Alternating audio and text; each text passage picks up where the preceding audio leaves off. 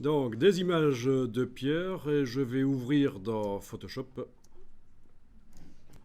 Il faut des ombres, c'est ça, une ombre sur les pierres?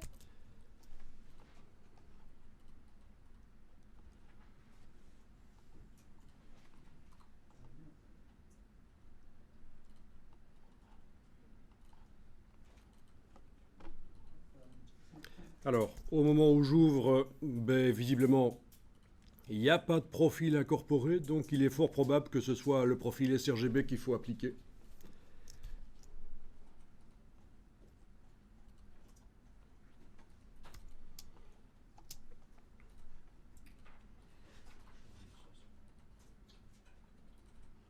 Donc je vous rappelle que si le message est apparu, c'est parce qu'on a demandé qu'ils apparaissent. Dans le menu édition couleur, on a demandé que les messages apparaissent.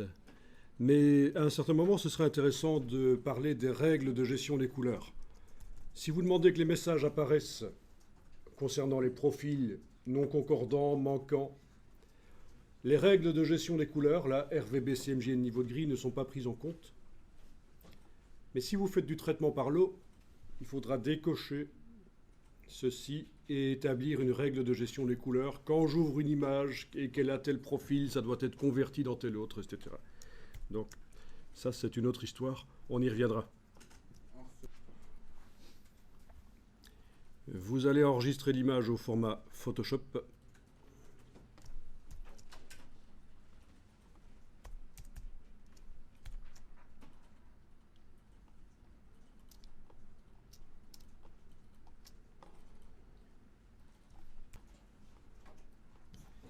Et vous allez à nouveau l'enregistrer, mais en ajoutant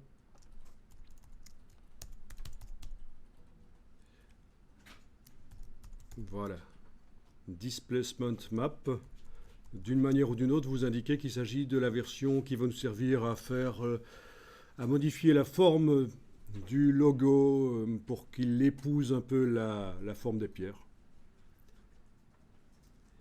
Donc c'est une seconde fois que j'enregistre ici le fichier Photoshop sous un autre nom.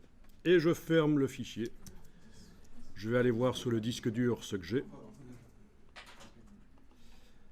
Donc sur le disque dur, j'ai une image de pierre qui n'a rien à voir. Sinon, j'ai ma pierre JPEG que j'ai téléchargée du web. Bien sûr, vous pouvez prendre des photos vous-même, c'est la même chose. Vous avez le premier PSD que vous avez enregistré et le deuxième que vous avez appelé Displacement Map. Et vous avez fermé les deux. Et cette fois-ci, on ouvre le fichier Photoshop qui termine par 01. Donc ce n'est pas le Displacement Map que j'ouvre, c'est le 01. C'est le PSD.